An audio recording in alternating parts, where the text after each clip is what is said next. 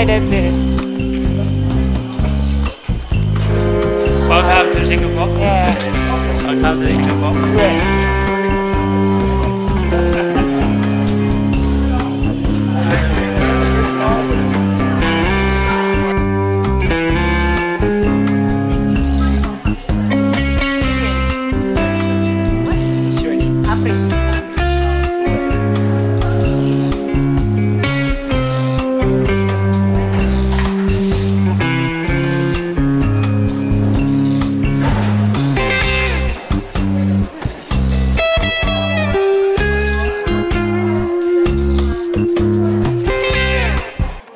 Thank you for joining us today at the opening of the ASEAN Flyway Network Regional Training Workshop on Wetland and Migratory Waterbird Management.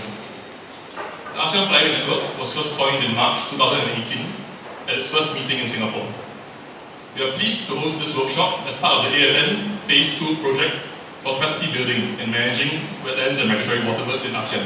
The Executive Director of the ASEAN Centre of Biodiversity for the opening speech. As she is unable to join us in person today, she has prepared a recording that will be broadcast on the screen in front for your viewing, please. In the international conservation efforts for over 20 years, having joined the East Asian Australasian Shorebird Site Network in 2002 and established as an ASEAN Heritage Park in 2003. In the same year, we hosted the first ASEAN Protected Area Wetlands Management course in partnership with the ASEAN Centre for Biodiversity Conservation. Additionally, we had the honour of serving as Vice Chair for the East Asian Australasian Flyway Partnership Management Committee from 2017 to 2023. So the ASEAN Flyway Network AFN was established in 2017 at the 27th ASEAN Working Group on Nature Conservation and Biodiversity with the generous support of the Japan ASEAN Integration Fund and Singapore as the lead country. Since then, our network has achieved significant milestones through the AFN Phase I, addressing data gaps for flyway network sites and increasing our ASEAN presence in international platforms and collaborations. Sungei Buloh Wetland Reserve, a designated flyway network site in EAAFP, has been conducting long-term bird monitoring since the 1990s. We have benefited from learning exchanges with experts that enable us to enhance and try new ways of understanding our migratory wetlands and waterbird population and routes. Using geolocators and satellite tracking devices, we demonstrate for the first time that common redshanks and windrows wintering in Singapore can directly fly over the Himalayas to reach breeding grounds in Qinghai, Tibet Plateau, and north-central Russia, respectively. The results also show that the migratory shorebirds wintering in Southeast Asia can use both the Central Asian Flyway and the East Asian Australasian Flyway. We host the AFN training workshop in Singapore to further improve our knowledge in wetlands and migratory waterbird management, creating a ripple effect to scale up capacity across ASEAN. Therefore, we are grateful to the team of resource persons and experts for accepting the invitation to conduct this comprehensive training. The materials and content will be curated as resource kits for future training as well. I would like to express our deep appreciation to the ASEAN Centre for Biodiversity for their effort in organizing this with Singapore. And I would also like to thank my colleagues involved who are doing all the heavy lifting behind the scenes as well, together with the Centre. I wish all of you a successful training workshop, strengthening the ASEAN Flyway Network in both knowledge and people. I also wish you a wonderful stay in Singapore. Thank you so much.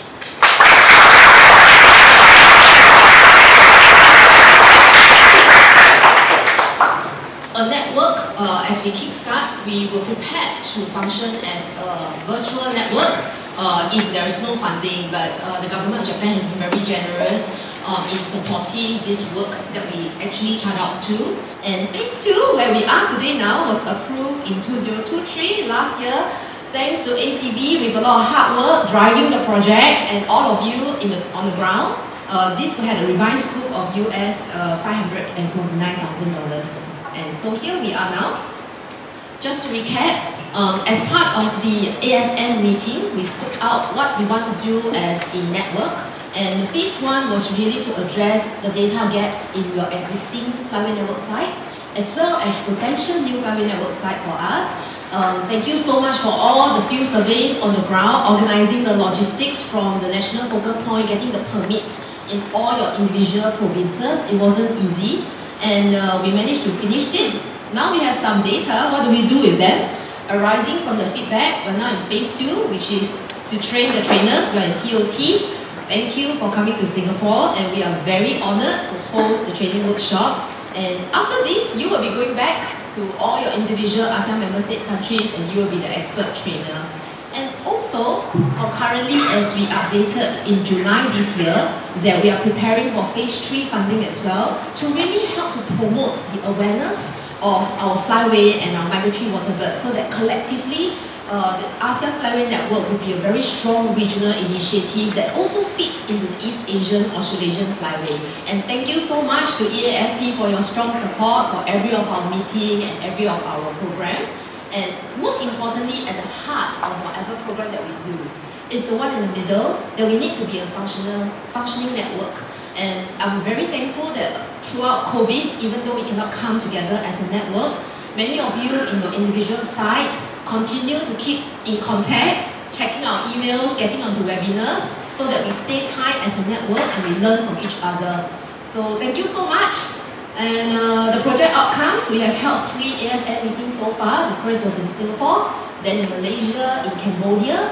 We have also participated in the meeting of partners from the EAAFP from 2018 to 2013, and there was a very strong ASEAN presence at this international meeting. Thank you for making the effort. Then really objective 2 is where we are today, where we are holding the regional capacity training workshop.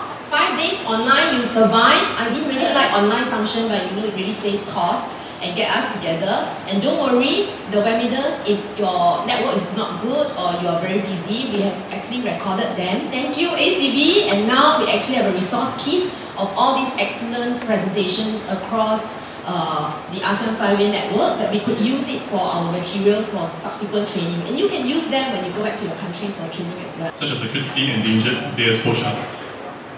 Second is Buloh Lake, Myanmar. Home to the diverse population of aquatic flora and fauna, Buloh Lake annually supports up to 40 waterbird species, including the critically endangered Bayer's pochard and the vulnerable common pochard. It was also designated as a Ramsar site recently. So I would now like to invite Ms. Jennifer George to say a few words.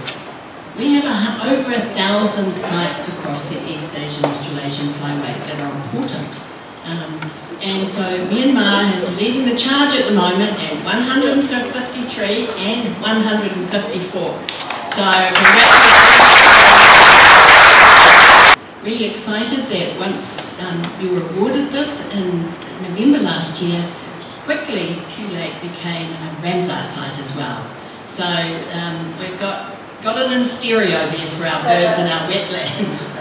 And so I would just like to now award those certificates. They're very large, so you won't be able to miss it.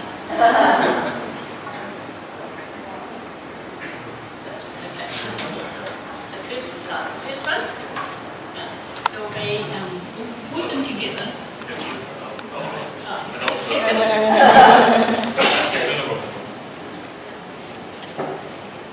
So may I now invite Mr. Tin Kiang to come up to receive the certificate for Buloh Lake, Myanmar.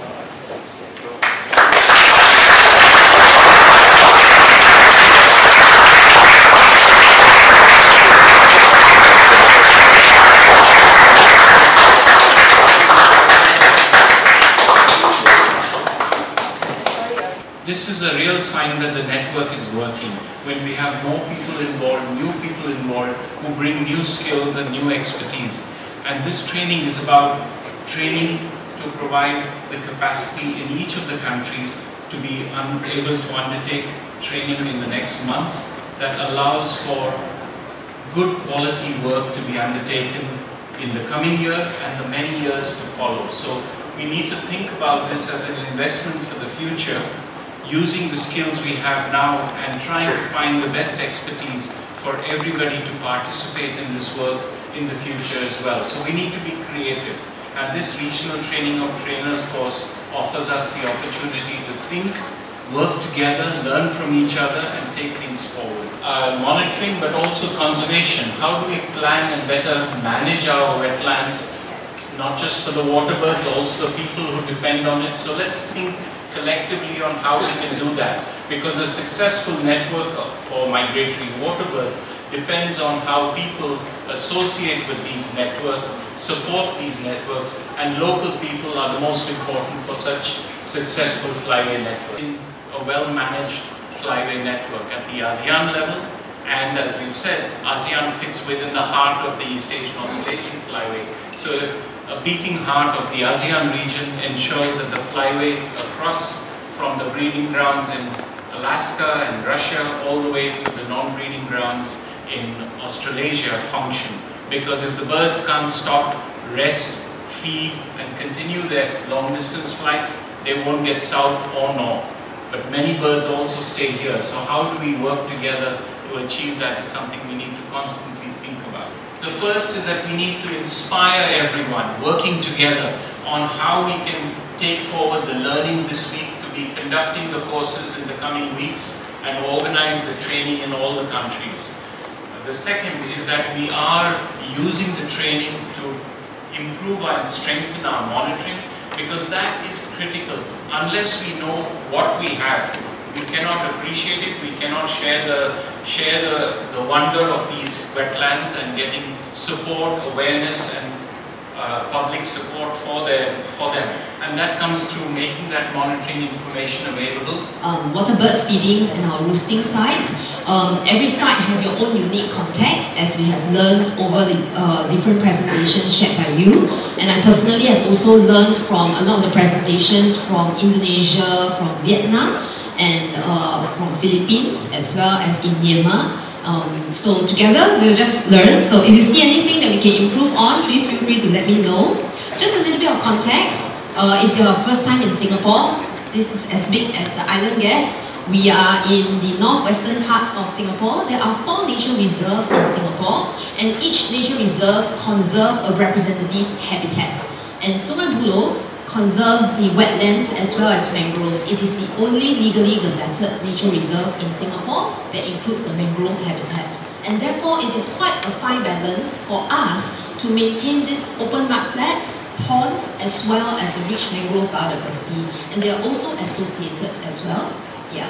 And if you have time, you haven't visited any of our other 4 nature reserves, I strongly encourage you to do that. They are excellent. So as you come in, you will have noticed that we are in the industrial area, and we also have farms and also military training areas. And what is really the core to our work for the past 30 years that we never stop, one of the important things is bird sensors and monitoring. And 2 methods have been deployed. That's sensors. The objective is really to obtain information on the abundance and the diversity of the birds. And so that we have a long-term trend, and it's been ongoing for 30 years. And the second one is really bird ringing, so you will have a taste of both. And as I shared, that feel free to let us know what are the different techniques and the ways that you use at your area so that we can improve as well. This training about the AFN initiative. So this is a national partnership guideline. So how do things work at a national level in your country?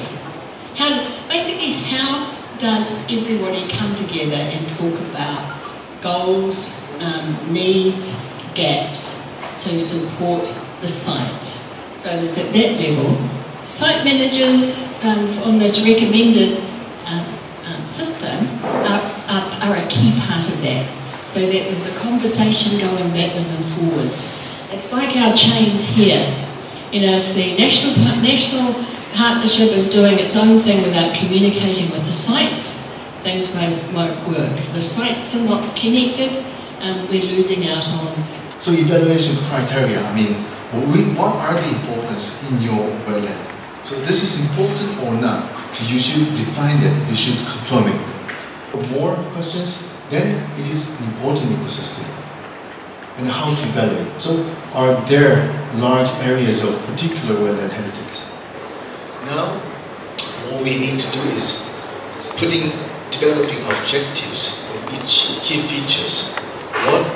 What we want to achieve through this management. That is the point. So the third step in planning process is still we are in the management planning. Planning, we are making plan to develop objectives for the features identified. We identify through the evaluation process. So objective describe the desired state, what we want to achieve, to be achieved for each key feature through wetland management. Objective should be written as outcome statement rather than how to achieve